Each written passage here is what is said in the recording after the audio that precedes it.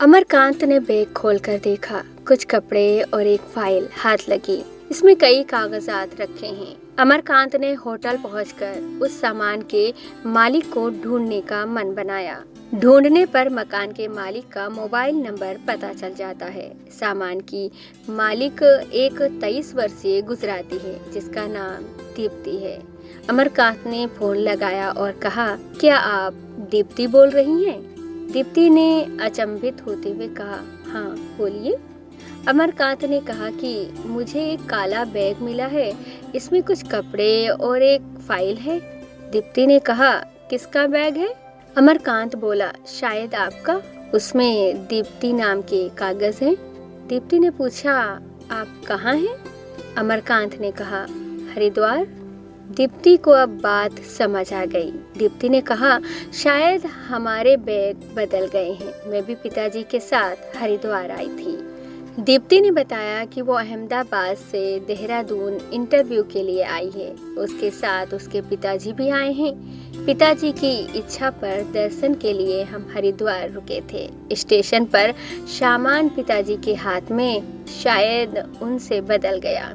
समस्या को गंभीर बताते हुए कहा कि कल उसका इंटरव्यू है और फाइल की उपस्थिति अनिवार्य है। अमरकांत ने दीप्ति को कहा, ठीक है, मैं जल्द ही देहरादून आता हूँ, आप चिंता न करें। दीप्ति के अहमदाबाद से होने के कारण अमरकांत के मन में मदद करने की इच्छा तेज हो गई। अमरकांत परिवार को छोड़कर नहीं जा सकता था। अमरकांत ने सुबह ही पहली बस से देहरादून जाने का मन बनाया।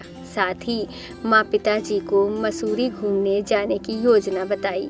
अमरकांत की अगले दिन सुबह पहली बस से देहरादून जाने की बात सुनकर माँ बोली, नहीं, पहले ऋषिकेश चलेंगे, बाद में समय रहते मसूरी फसूरी चलेंगे। अमरकांत ने बात को टालते हुए कहा, नहीं, ऋषिकेश तो हम लौटते समय भी आ जाएंगे। मसूरी कब बार बार जाते हैं, क्या पता फिर समय मिले ना मिले। मसूरी बहुत ही अच्छी जगह है, हम मसूरी ही जाएंगे। भाई ने कहा, लेकिन अचानक मसूरी का प्लान? अमरकांत ने कहा, क्यों, आपको मंदिर ही अच्छे लगते हैं, घूमने को और कुछ नहीं? मसूरी हमारा प्रसिद्ध हिल स्टेशन है, क्या गए हैं आप इससे पहले? भाई ने कहा, अच्छा ठीक है, चलो, कुछ नया देखने को तो मिलेगा, घूमने का आनंद और बढ़ जाएगा। अमरकांत ने कहा, मैंने मसूरी जाने का तो पहले से ही प्लान बनाया था, बस बताना भूल गया। अमरकांत ने फोन पर दीप्ति की चिंता को दूर करते हुए बताया कि वो कल सुबह ही पहली बस से देहरादून आ जाएगा, तुम्हारा सारा सामान लाएगा। अमरकांत होटल के रिसेप्शन पहुंच गया और बोला, हम एक ही दिन रुक रहे हैं, कल सुबह देहरादून को निकलेंगे। रिसेप्शनिस्ट ने बोला, मगर आपकी तो 2 दिन की बुकिंग थी। अमरकांत ने कहा, हाँ, पहले यहीं से ऋषिकेश जाने का प्लान था, मगर अभी थोड़ा काम आने के कारण पहले देहरादून जा रहे हैं। फिर आप अगले दिन की बुकिंग का क्या करेंगे? अमरकांत ने बोला, ठीक है, आप अगले दिन के पैसे लौटा दीजिए। रिसेप्शनिस्ट ने कहा, पैसे तो वापस नहीं होते, लेकिन मैं फिर भी आपके लिए मैनेजर से बात करता हूँ। मैनेजर से बात कर रिसेप्शनिस्ट ने अमरकांत को होटल खाली करते समय आधे पैसे लौटाने की बात कही। अमरकांत अगले दिन सुबह जल्दी उठ खड़ा हुआ और सभी परिवारजनों को तैयार होने का आग्रह करने लगा। अमरकांत को डर था कि कहीं उसके देरी करने के कारण दीप्ति का इंटरव्यू छूट न जाए। थोड़ी ही समय में अमरकांत के परिवारजन सभी तैयार हो गए। अमरकांत ने तुरंत ही होटल खाली कर देहरादून की बस पकड़ी। दीप्ति सुबह से अमरकांत के फोन का इंतजार कर रही थी कि अमरकांत का फोन आया। अमरकांत ने कहा, हेलो। दीप्ति बोली, गुड मॉर्निंग, कब तक पहुंच रहे हो? अमरकांत, बस में बैठ गया हूँ, थोड़ी ही समय में देहरादून पहुंच जाऊंगा। दीप्ति, ठीक है, मैं पिताजी के साथ बस स्टैंड पहुंचती हूँ। अमरकांत के देहरादून पहुंचते ही दीप्ति का वापस फोन आया। अमरकांत ने कहा, मैं पहुंच गया हूँ, क्या तुम स्कूटी के पास खड़ी हो? दीप्ति ने कहा, हाँ, मगर तुमने कैसे पहचाना? अमरकांत ने कहा, जादू है, और मुस्कुराकर दीप्ति के सामने उसका बैग रख दिया।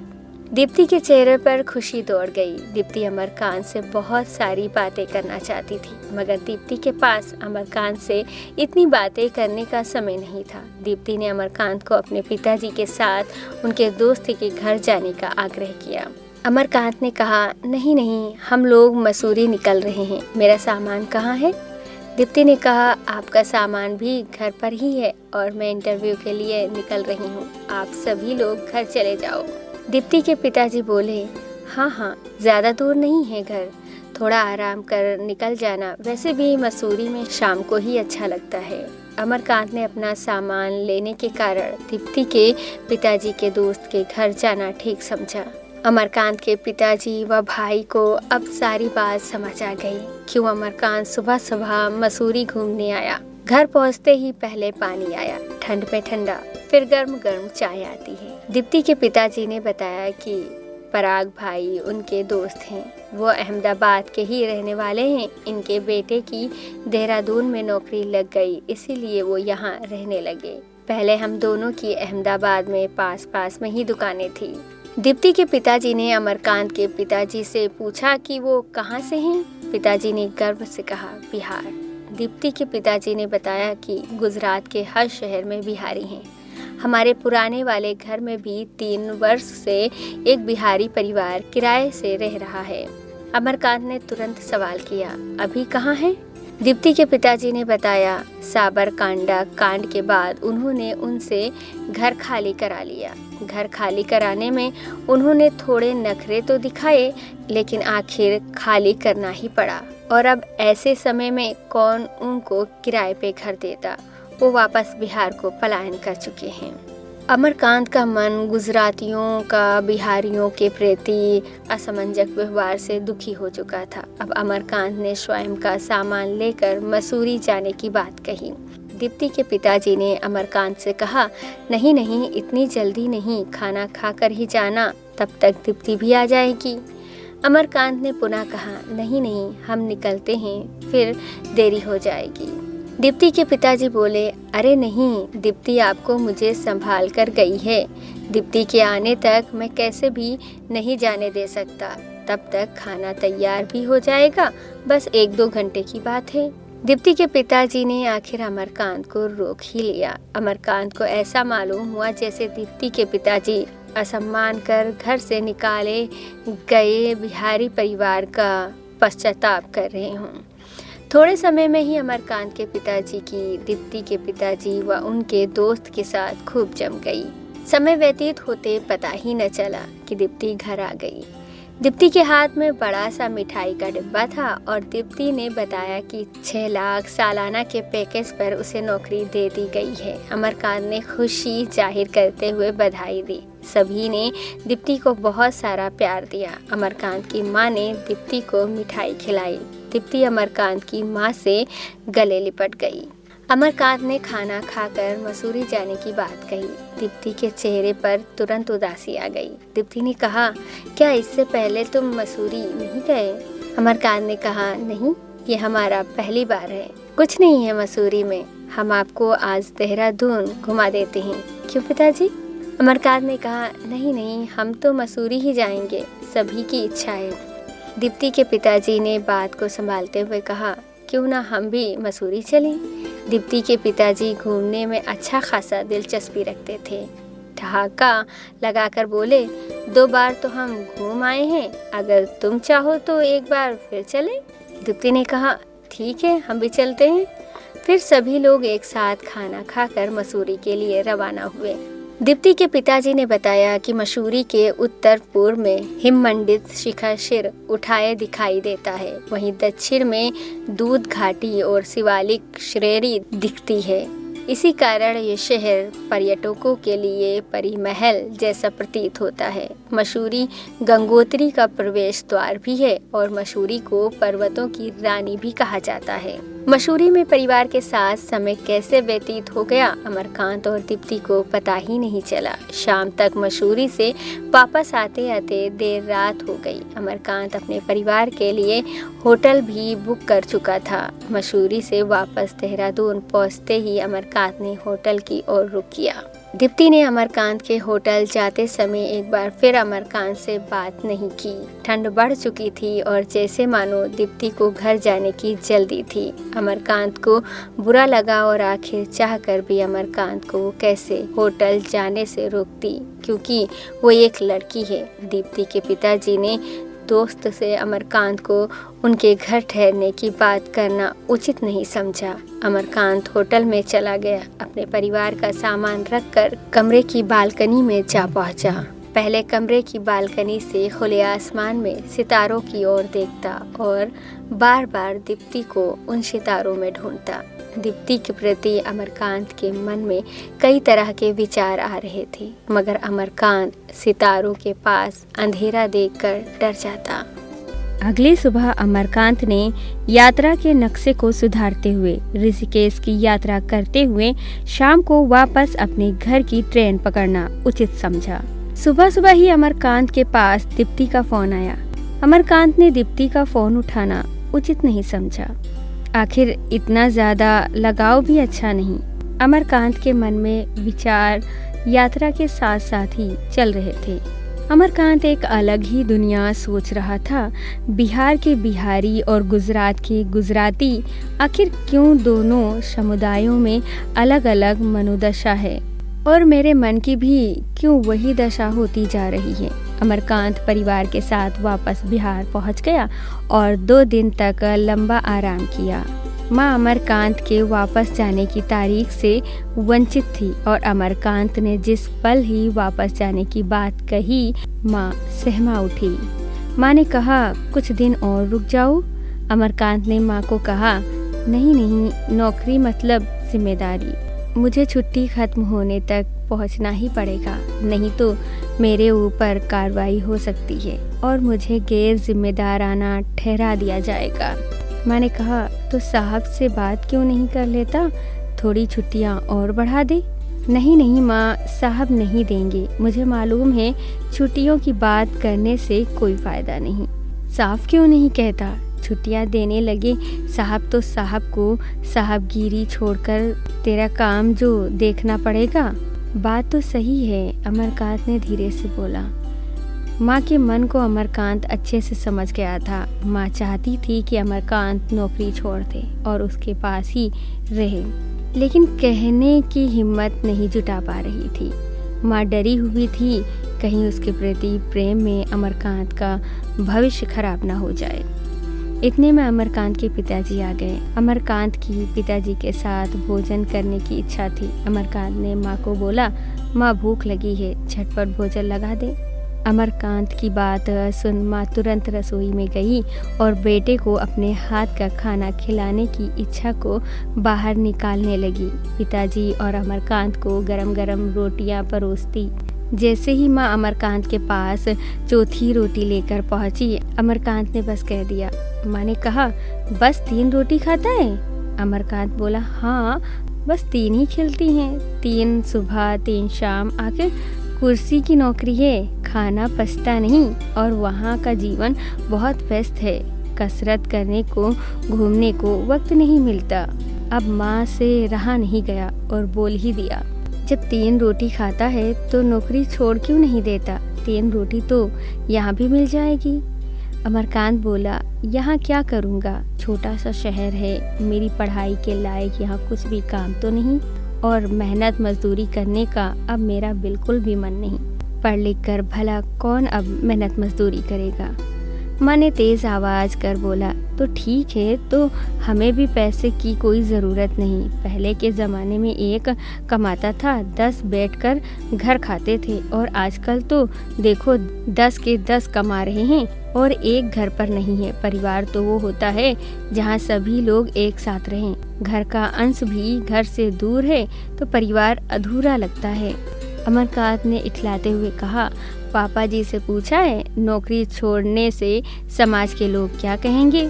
आज मेरी नौकरी करने से समाज में पिताजी का स्वाभिमान है, वरना कौन किसको पूछता है?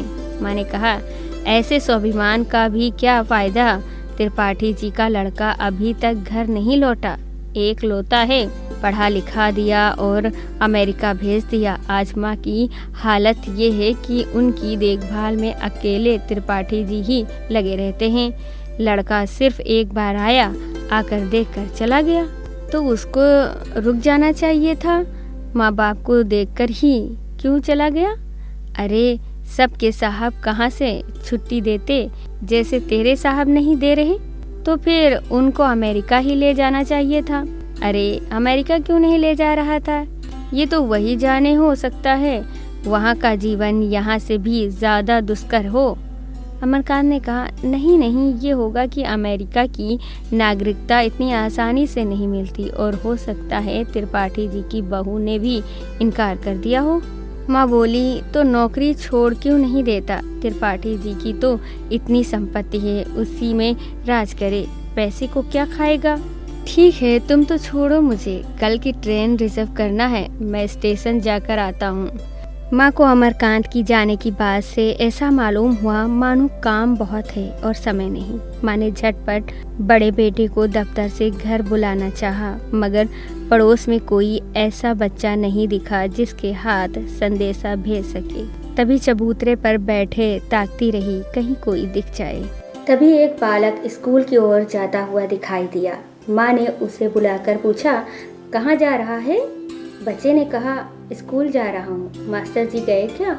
माँ ने कहा, हाँ, वो कब स्कूल जाने में देरी करते हैं। सुनो, मास्टर जी से कहना 3 किलो तिल्ली लेकर आएं। माँ को विश्वास नहीं हुआ कि बच्चा बोल पाएगा। माँ ने दोबारा पूछा, क्या बोलेगा? बच्चे ने होशियारी से जवाब दिया, घर पर 3 किलो तिल्ली मंगाई है। माँ तिल्ली का इंतजार करती रही, तब तक बेसनिया, मठरी और अन्य सामग्री बना दी। अमरकांत जब वापस घर पहुंचा तो माँ के इतना सारा काम करने पर नाराजगी जताई और कहा, वहाँ सब कुछ मिल जाता है, एक बहुत बड़ा मेला लगता है जिसमें सब सामान रेडीमेड मिलते हैं। मैं पिछली बार गया था और पालक मठरी लाया था, बहुत स्वादिष्ट थी। माँ ने कहा, नहीं नहीं, मैंने तो बना दिया, सुबह ऑफिस जाते समय नाश्ता कर लिया करना। अमरकांत माँ के प्रेम को मना नहीं कर सकता था। शाम को जब मास्टर जी घर लौटे तो उनका हाथ खाली था। माँ ने तुरंत पूछा, तिल्ली कहाँ है? बाजार में थी नहीं, शहर से लाना पड़ेगा, मास्टर जी ने जवाब दिया।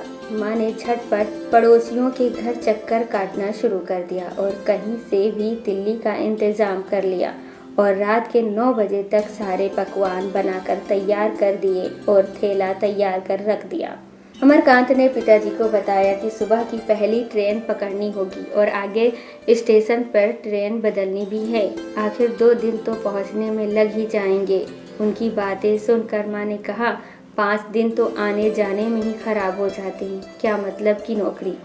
अमरकांत ने कहा, नौकरी दूर करूं या पास? छुट्टियां तो 3-4 महीने में एक बार ही मिलती हैं, अब की बार 6 महीने में आए हो तुम।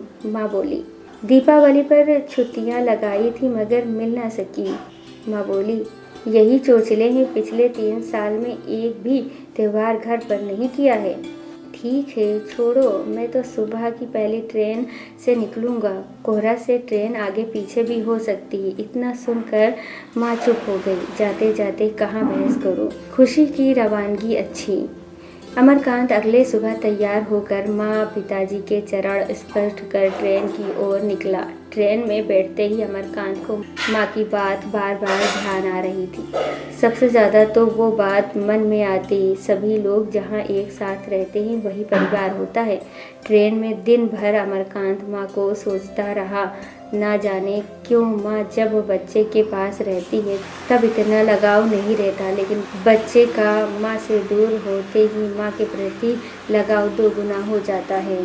अमरकांत के अहमदाबाद स्टेशन पर पहुंचते ही अमरकांत घर के लिए रिक्शा करता है। रास्ते चलते अमरकांत के हिंदी बोलने के कारण रिक्शा वाले ने पूछ लिया, कौन से वतन से आए हो?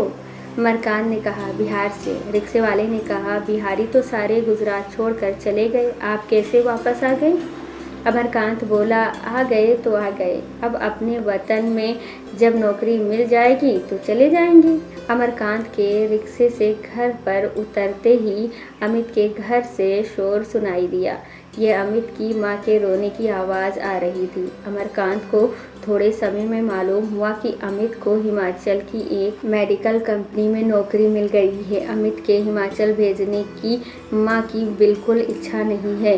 पिताजी अमित को अपनी दुकान संभालने की बात कह रही हैं। अमित पिताजी की बात पर बिल्कुल सहमत नहीं था। उसे मालूम था कि दुकान करने से उसकी पढ़ाई का कोई मोल नहीं रहेगा। उसकी मार्कशीट स्वर्ण भूषणों के समान किसी पेटी में रख दी जाएगी और उसका अस्तित्व खत्म हो जाएगा। अमित की माँ रो रो कर अपना बुरा हाल कर रही थी, क्योंकि अमित एक ही इकलौता पुत्र था। अमित तेज आवाज में बार बार माँ को बोलता, क्यों पढ़ाई करा दी, अनपढ़ ही रख लेती ताकि मैं यहीं रह सकता। अब पढ़ लिख कर दुकान नहीं होती। इतने में अमरकांत महीना पूरा होने पर किराया लेकर अमित के घर पहुंचा। जैसे ही घर में प्रवेश किया, अमित की माँ ने अमरकांत को बैठने को बोला और अमित की हिमाचल में नौकरी लगने की सारी बात बताई। माँ ने बताया कि इतनी दूर भेजने की उनकी इच्छा बिल्कुल भी नहीं है और हिमाचल में वैसे भी खतरनाक सड़कें रास्ते हैं। आए दिन बस खाई में मिलती है। वहाँ का मौसम भी अहमदाबाद के मौसम से बिल्कुल अलग है। हर पल मुझे डर लगा रहेगा और फिर हिमाचल आना जाना इतना आसान नहीं। फिर माँ ने अमरकांत से अमित की नौकरी कहीं आसपास लगवाने की बात कही। अमरकांत ने कहा कि वो कल ज़रूर अपने साहब से बात करेगा। साहब ज़रूर कुछ न कुछ इंतज़ाम कर देंगे। अमरकांत को विश्वास था कि उनके साहब ज़रूर कोई न कोई इंतज़ाम कर देंगे। अमरकांत को बार बार अमित की माँ की पीड़ा का ध्यान आ रहा था। अमरकांत ने अमित को अपनी कंपनी में किसी भी तरह नौकरी दिलवाने की ठानी। अमरकांत ने अगले दिन सुबह दफ्तर जाकर साहब से मुलाकात की और सारी कहानी बताई। साहब ने कहा, अमित को अभी अनुभव नहीं है। अमित बाहर जाकर 2-3 वर्ष का अनुभव इकट्ठा करेगा, फिर घर के आसपास नौकरी देख सकता है। अमरकांत ने कहा, 2-3 वर्ष बाद भी अगर अमित को घर के पास नौकरी मिले या ना मिले, इसकी क्या गारंटी। मुझे भी तो 3 वर्ष का अनुभव हो गया है, लेकिन मुझे तो कोई बिहार में नौकरी नहीं मिल रही। आप तो उसको अपनी कंपनी में ही नौकरी दिलवा दीजिए। साहब बोले, अपने पास तो अभी कोई पद खाली नहीं है, बाकी सभी तो अहमदाबाद के ही रहने वाले हैं, तो उनका तो नौकरी छोड़ने का कोई विचार लगता नहीं। जब तुम कभी नौकरी छोड़कर जाओगे तब तुम्हारी सिफारिश पर उसको रख लेंगे। अमरकांत को ऐसा मालूम हुआ कि जैसे साहब ने उसके साथ मजाक कर दिया हो। अब अमरकांत के सोचने में दिन गुजर रहे थे। वही अमित को जनवरी की आखिरी सप्ताह में नौकरी ज्वाइन करना था। अमरकांत की आज मकर संक्रांत की छुट्टी थी। सभी लोग छत पर पतंग उड़ा रहे थे तो गाना बजाना भी लगा हुआ था। एक और मेज पर सारे पकवान जमकर रखे हुए थे। ये सब देखकर अमरकांत को अपने घर की याद आ गई। कैसे हम लड्डुओं को मिट्टी की गाड़ी में रखकर पूरा आंगन घुमा कर खाते थे और गिल्ली डंडा उसकी तो बात ही अलग थी। छत पर रखे पकवानों को देखकर अमरकांत को माँ के रखे हुए थैले की याद आ गई। कमरे में पहुंचकर माँ के रखे हुए थैले के पास पहुंचा। थैले में हाथ डालकर अमरकांत का मन लड्डू तलाश रहा था और आखिर सबसे नीचे अमरकांत को दिल्ली के लड्डू की थैली मिल गई। अमरकांत अहमदाबाद आने की तैयारी में इतना व्यस्त था कि उसे पता ही न चला माँ ने कब दिल्ली के लड्डू बनाकर रख दिए। अमरकांत को पता था कि माँ का ध्यान हमेशा उसकी ओर रहता है। माँ जानती थी कि संक्रांति पर अमरकांत घर में नहीं रहेगा तो घर के बने हुए लड्डू ही अमरकांत के पास रख दिए जाएं। अमरकांत के मन में कई तरह के ख्याल आ रहे थे। अमरकांत थाली में लड्डू लेकर छत पर पहुंचा और सभी को लड्डू खिलाए। लड्डू वाकई में इतने अच्छे बने थे कि सभी बार बार तारीफ कर रहे थे। इतने में अमित की माँ बोली, अमित भी ऐसे ही त्योहारों पर घर नहीं आ पाएगा जैसे तुम नहीं जा पाते। अभी तो अमित नौकरी को लेकर बड़ा खुश हो रहा है, बाद में उदासी ही उदासी रहेगी। अभी तो हमें घर छोड़कर गया भी नहीं कि दिन में 2-3 बार रो लेती हूँ। जब 6 महीने नहीं आएगा तब क्या होगा मेरा। क्या तुमने अपनी कंपनी में साहब से बात की? अमित की माँ ने बोला।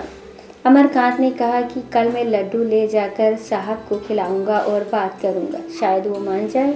अमरकांत की पूरी रात विचारों से भरी निकली। एक और अमित की माँ के शब्द, वहीं दूसरी ओर अपनी माँ के शब्द, दोनों ही अमरकांत के सामने बार बार आ रहे थे। बहुत विचार करने के बाद आखिर सुबह होते ही अमरकांत ने सफ़ेद अर्जी लिख दी। सुबह जब अमरकांत साहब के पास पहुंचा तो सबसे पहले अमरकांत ने लड्डू का डिब्बा आगे बढ़ाते हुए बोला, लीजिए साहब, माँ ने भेजे हैं, माँ के हाथ के तिल के लड्डू। अमरकांत के साहब ने लड्डू खाए और तारीफ करने से न रुक, बोले, लड्डू बहुत ही स्वादिष्ट हैं। अमरकांत ने कुर्सी पर बैठकर अपनी सफ़ेद अर्जी रख दी। साहब ने अर्जी को पढ़ा और चौंक गए। बोले, क्या हुआ, कहीं दूसरी जगह नौकरी मिल गई क्या? नहीं नहीं, मैंने आपको अमित के बारे में बताया था, उसी को नौकरी मेरे रिक्त पद पर दिलवाना चाहता हूँ, अमरकांत ने कहा। साहब ने बोला, ठीक है, तो फिर तुम क्या करोगे? अमरकांत ने निर्मल शब्दों में कहा, घर जाकर परिवार के साथ रहूंगा और बिहार में ही कोई नौकरी तलाश करूंगा। अमरकांत के शब्द सुनते ही साहब ने कहा, अरे, मेरे पास एक पटना का कॉन्टैक्ट है, मैं वहाँ तुम्हारी सिफारिश जरूर करूँगा। तुम अमित के कागज़ मुझे मेल कर दो, कल तक अमित को इंटरव्यू का कॉल आ जाएगा। 5-6 दिन बाद इंटरव्यू होगा, उससे कहना तैयार रहे, साहब बोले। अमरकांत खुश था, उसे हार कर भी जीत महसूस हो रही थी। आखिर वो 2 माओं को अपने बच्चे से अलग होने से बचा रहा था। घर आकर अमरकांत ने अमित की मां को सूचना दी कि अमित की इंटरव्यू की बात पक्की हो गई है। अमित के घर से अमरकांत जैसे ही वापस हुआ कि उसका फ़ोन रिंग करने लगा। देखा तो 20 दिन बाद दीप्ति का फ़ोन आया। अमरकांत ने दीप्ति का फ़ोन उठाना उचित नहीं समझा। दीप्ति संक्रांति पर घर आई थी। दीप्ति के घर में भी जमकर संक्रांति मनाई जा रही थी। आखिर क्यों ना हो, दीप्ति की अच्छी पैकेज में नौकरी जो लग गई है, इससे खुशी में खुशी 2 गुनी हो गई थी। सभी दीप्ति को बधाई दे रहे थे। घर आने पर दीप्ति बड़ी ही खुश थी। ऐसे में दीप्ति अमरकांत को कैसे भूल सकती थी। दीप्ति ने दोबारा रिंग किया, अमरकांत ने वापस फ़ोन नहीं उठाया। अमरकांत को थोड़े समय बाद ही अनजान नंबर से मैसेज आया, मिस यू। अमरकांत ने पहले सोचा दीप्ति की ही शरारत होगी। अमरकांत ने फिर वापस फ़ोन करने का मन बनाया। वापस फ़ोन किया तो सीधा जवाब आया, फ़ोन क्यों नहीं उठा रहे? अमरकांत समझ गया दीप्ति है। अमरकांत ने कहा, व्यस्त था। दीप्ति ने कहा, क्या तुम सारे दिन ही व्यस्त रहते हो, इसीलिए 20 दिन में तुमने मुझे एक बार भी याद नहीं किया? अमरकांत ने कहा, तुम देहरादून में मुझे शाम होते ही इस तरह छोड़कर चली गई, मुझे लगा तुम उस पल ही मुझे भूल गई। दीप्ति ने कहा, भूल जाती तो तुमको अगले दिन सुबह फ़ोन क्यों करती? तुमने अगले दिन सुबह क्यों फ़ोन नहीं उठाया? बिना कहे ही देहरादून से रवाना हो गए। अमरकांत के पास जवाब नहीं था। दीप्ति ने वापस कहा, अभी कहाँ व्यस्त हो? अमरकांत ने बताया, कुछ काम में लगा था। दीप्ति ने पूछा, क्या काम कर रहे हो? अमरकांत ने झूठ बोलते हुए कहा, बिहार में ही कुछ काम देख लेता हूँ, आखिर मुझे नौकरी कौन देगा? दीप्ति ने हंसते हुए कहा, अहमदाबाद आ जाओ, मैं लगवा देती हूँ, कहीं तुम्हें नौकरी लगवा ही दूंगी। अमरकांत ने पूछा, क्या तुम अहमदाबाद में हो? दीप्ति ने कहा, हाँ, और तुम कहाँ हो? अमरकांत ने कहा, हम बिहार छोड़कर कहाँ जाएंगे, हम तो यहीं अच्छे। अमरकांत ने दीप्ति से पूछा, क्या तुम्हें वाकई में मेरी याद आ रही है? दीप्ति ने कहा, हाँ, और मिलना भी चाहती हूँ, काश तुम मेरे पास होते। अमरकांत ने कहा, अच्छा ठीक है, तुम पता भेज दो, मैं उड़ कर आ जाता हूँ। पागल हो क्या, बिहार से अहमदाबाद तुम मुझसे मिलने आ जाओगे? अमरकांत ने कहा, तो क्या हुआ? दीप्ति को अमरकांत की बातें पक्के बिहारी जैसी लग रही थी। ठीक है, तो लिखो पता। अमरकांत ने फटाफट से दीप्ति का पता लिख लिया। दीप्ति बोली, कितने दिन करूं इंतज़ार? अमरकांत चुप था। दीप्ति वापस बोली, बताओ, 2 दिन, 3 दिन? अमरकांत ने दीप्ति से बोला, बस फ्लैट में बैठ गया हूँ। दीप्ति हंसने लगी और बोली, फ्लैट तो 1-2 घंटे में आ जाती है। अमरकांत बोला, हाँ, तो बस इतना ही समय लगेगा। अमरकांत पटाख से तैयार हुआ और दीप्ति के परिवार के लिए माँ के हाथ के बने हुए लड्डू बैग में रखकर अमित के पास पहुँचा। अमरकांत ने अमित से कहा, तुम्हारी मोटरसाइकिल की चाबी देना। अमित ने बिना एक पल सोचे चाबी अमरकांत के हाथ में थमा दी। अमरकांत सीधा 20-25 मिनट में दीप्ति के दिए हुए पते पर दीप्ति के घर पहुंचा। अमरकांत ने दीप्ति को रिंग किया। दीप्ति ने फटाक से अमरकांत का फोन उठा लिया और पूछा, आ गए क्या बिहार से? अमरकांत ने उत्तर दिया, हाँ, तुम्हारे घर के सामने ही खड़ा हूँ। दीप्ति को लगा मजाक है। दीप्ति ने कहा, ठीक है, मैं बाहर आती हूँ। दीप्ति बालकनी पर पहुंची और अमरकांत को घर के सामने खड़ा देख चौंक गई। ये सपना है या हकीकत, दीप्ति को समझ नहीं आया। अमरकांत ने फोन कर वापस दीप्ति को दरवाजा खोलने के लिए कहा। दीप्ति डर गई। अमरकांत एक बिहारी है और उसके घर वाले बिहारी सुनकर ही चौंक जाएंगे। दीप्ति के चाचा भाई भी बिहारियों को पसंद नहीं करते थे। दीप्ति ने अमरकांत से बाहर ही रुकने को आग्रह किया। अमरकांत समझ गया कि दीप्ति अमरकांत को अपने घर बुलाकर अपने परिवारजनों से मिलाकर अपनी छवि खराब नहीं करना चाहती है। कुछ समय बाद ही अमरकांत मोटरसाइकिल लेकर वापस अपने घर की ओर बढ़ गया। थोड़े समय बाद दीप्ति तैयार होकर बाहर निकली। देखा तो अमरकांत वहाँ नहीं था। दीप्ति को लगा उसको अंदर घर वालों को समझाने में समय ज्यादा लग गया और अमरकांत इंतजार कर कर वापस लौट गया। लेकिन एक बार फोन तो करना चाहिए था। दीप्ति ने वापस अमरकांत को फोन लगाया और उसकी घर की गली के बाहर आने का आग्रह किया। अमरकांत दीप्ति का दिल नहीं तोड़ना चाहता था। अमरकांत ने मोटरसाइकिल वापस दीप्ति के घर की ओर मोड़ दी। दीप्ति गली के पास ही खड़ी थी। दीप्ति अमरकांत के पास पहुंची और बोली, चलो। अमरकांत ने पूछा, कहाँ चले? दीप्ति ने हंसते हुए कहा, जहाँ तुम्हारी मर्जी। अमरकांत को साबरमती नदी बहुत पसंद थी। अमरकांत ने कहा, साबरमती चलें? दीप्ति ने कहा, ठीक है, चलो।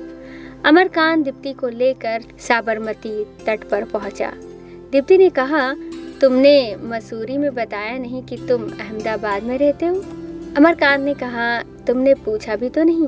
दीप्ति ने कहा, अच्छा, कब से हो अहमदाबाद में? अमरकांत ने बताया, वो पिछले 3 वर्ष से यहाँ नौकरी कर रहा है और आज ही उसने इस्तीफा दे दिया। दीप्ति ने चौंक कर कहा, क्यों? अमरकांत ने हंसते हुए कहा, तुम जो अब मुझे नौकरी दिलवा रही हो। दीप्ति ने कहा, हाँ, नहीं, सच बताओ। बता दूं, पहले कुछ खा लो। दीप्ति ने कहा, क्या खाएंगे? बाहर का मुझे ज्यादा कुछ पसंद नहीं। तभी अमरकांत को लड्डुओं का ध्यान आया। अमरकांत ने दीप्ति से कहा, मुझे पता था तुम्हें बाहर का पसंद नहीं, इसीलिए तो घर के बने लड्डू लाया हूँ। अमरकांत ने बैग से निकाल कर दीप्ति को लड्डू दिए। दीप्ति ने कहा, लड्डू कहाँ से आए? अमरकांत ने कहा, माँ ने बना कर रखे हैं। दीप्ति ने कहा, माँ ने? दीप्ति ने लड्डू खाए और तारीफ करते हुए रुकी नहीं। दीप्ति माँ की तारीफ करते करते 4 लड्डू खा गई और अपने हाथों से अमरकांत को भी 1 लड्डू खिला दिया। अमरकांत को एक पल डर लगा। दीप्ति की इतनी नजदीकी ठीक नहीं। अमरकांत थोड़ा दूर होकर बैठ गया और अब बातें भी कम करने लगा। दीप्ति ने पूछा, तुम इतने शांत क्यों हो गए? अमरकांत ने उत्तर दिया, बस आखिरी दिन चल रहे हैं गुजरात के, फिर बिहार में भला कौन मुझसे मिलने आएगा। दीप्ति ने वापस पूछ लिया, आखिर तुमने इस्तीफा क्यों दे दिया? अच्छी बढ़िया नौकरी तो थी तुम्हारी। अमरकांत ने निर्बल शब्दों में अमित को नौकरी दिलवाने की पूरी बात बताई। दीप्ति ने कहा, तुमने अमित के लिए अपनी नौकरी छोड़ दी, ये तो गलत है। और मानो अमित अगर इंटरव्यू में फेल हो गया? अमरकांत ने हंसते हुए कहा, तो फिर क्या तुम्हारी सिफारिश कर दूंगा। दीप्ति ने मुस्कुरा कर कहा, अच्छा, कोई न कोई मैं देख लूंगी तुम्हारे लिए नौकरी अपनी कंपनी में, बस तुम मेरा फोन उठा लेना। अमरकांत ने कहा, हाँ बिल्कुल। दीप्ति ने अमरकांत से कहा, मुझे इससे पहले बिहारियों से इतना लगाव नहीं था जितना तुमसे मिलकर हो गया है। अमरकांत ने कहा, तो फिर किसी बिहारी से ही शादी कर लेना। दीप्ति ने मुस्कुरा कर कहा, किसी से क्यों, तुम्हें से कर लूंगी। अमरकांत ने कहा, हाँ बिल्कुल कर लेना, अगर नौकरी से इस्तीफा नहीं दिया होता तो। अब नौकरी तो रही नहीं, शादी कर लूंगा तो घर कैसे चलाऊंगा। दीप्ति ने हंसते हुए कहा, घर में चला लूंगी, तुम घर के सारे काम कर लेना। हाँ बिल्कुल, घर के काम में मैं तो माहिर हूँ। बात करते करते अमरकांत ने दीप्ति से घर चलने की बात कही। दीप्ति ने कहा, पहले मुझे मेरे घर छोड़ दो। अमरकांत दीप्ति के साथ उसके घर को रवाना हुआ। दीप्ति का घर आते ही अमरकांत ने कहा, ठीक है, मैं निकलता हूँ। दीप्ति अमरकांत को कुछ न कह सकी। दीप्ति ने अमरकांत को हाथ हिलाकर बाय बाय किया उसी समय दीप्ति के पिताजी घर की बालकनी में खड़े थे। दीप्ति के पिताजी ने दीप्ति को अमरकांत के साथ देख अमरकांत को तुरंत पहचान गए। आखिर पूरा दिन जो मसूरी में अमरकांत के साथ बिताए थे। दीप्ति के पिताजी ने दीप्ति को अमरकांत से दूरी बनाए रखने की नसीहत दी। आखिर में दीप्ति को समझ आ गया कि पिताजी भी अमरकांत को बिहारी होने के कारण पसंद नहीं करते। दीप्ति को समझ आ गया कि उसके पिताजी डर चुके हैं कि कहीं दीप्ति और अमरकांत का कोई संबंध तो नहीं। अगर दोनों की बात शादी तक पहुंच गई तो वो समाज में कैसे रहेंगे कि दीप्ति का रिश्ता बिहारी परिवार में पक्का हुआ है। दीप्ति समय के साथ साथ समझ गई कि अमरकांत दीप्ति का फ़ोन क्यों नहीं उठा रहा था। अगले दिन सुबह जब अमरकांत दफ्तर पहुंचा तो साहब से मालूम हुआ कि अमित को इंटरव्यू का मेल पहुंचा दिया गया है। अमरकांत ने तुरंत फ़ोन कर अमित को मेल चेक करने को कहा। अमित ने बताया कि मेल आ चुका है, शनिवार को इंटरव्यू है।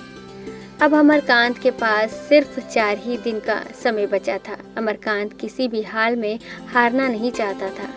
अमरकांत ने अमित को इंटरव्यू की तैयारी करना शुरू कर दिया। समय कैसे व्यतीत हो गया पता ही नहीं चला।